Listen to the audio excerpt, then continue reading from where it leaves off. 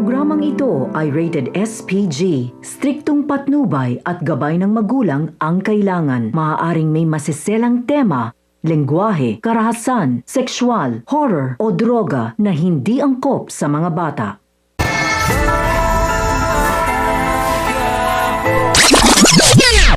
Nangangamba si Tanggol dahil nasisiguro niyang bukas na bukas umano ay hahanapin siya ng kanyang tatay Rigor sa buong Quiapo.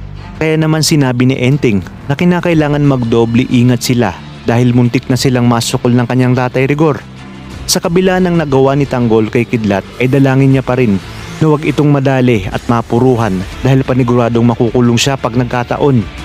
Kinabukasan, habang nasa hapagkainan sina Tinding, Noy at Tess ay muling magpaparinig si Rigor na kinakailangan umunong malaman ng mga taong nakatira sa bahay niya kung saan sila dapat lumugar na wala ngang ibang pinapatamaan kundi si Tinding. At habang nag-aalmusal sina Tanggol ay dadalaw sina Tinding at Noy para kumustahin ang kanyang kalagayan matapos ang nangyaring engkwentro. Itatanong naman ni Tanggol kung bakit naroroon sila, kung kaya't dito sasabihin ni Noy na inaway ng kanyang tatay Rigor ang kanyang lola Tinding.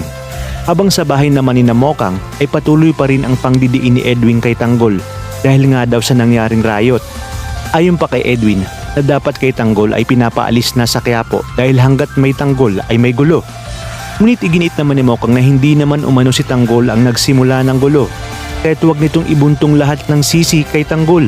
Sa kabilang banda, ngayong nasa kritikal ang lagay ni Kidlat ay sinabi ng isa sa kanyang mga kasamahan papaano na umano makakaganti ngayon si Kidlat kay Tanggol. Kung kaya dito sinabi ni Teber na bukas umano ay babalik sila sa Quiapo para rest vacancy na Tanggol. Dahil alam ni Tinding na hindi makakapagsinungaling sa kanya si Tanggol ay paaaminin niya kung talagang may baril ito. Mapipilitang aminin ni Tanggol na ang kanyang nakaengkwentro sa dibu ni Mokang ay siyang bumaril sa kanya ng nakaraan at gusto niya lamang turuan ng leksyon ang mga ito at wala siyang intensyong pumatay. Kaya dito muli siyang pinaalalahanan ni Tinding na umiwas na sa gulo at manalangin na lamang na sana'y walang nangyaring masama kay Kidlat.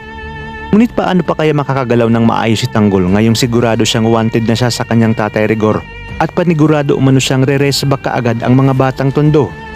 Kaya naman mga kapamilya, kapit lang dahil marami pa tayong dapat abangan dito lang sa bagong paborito ng sambayanan, ang FPJ's Batang Quiapo.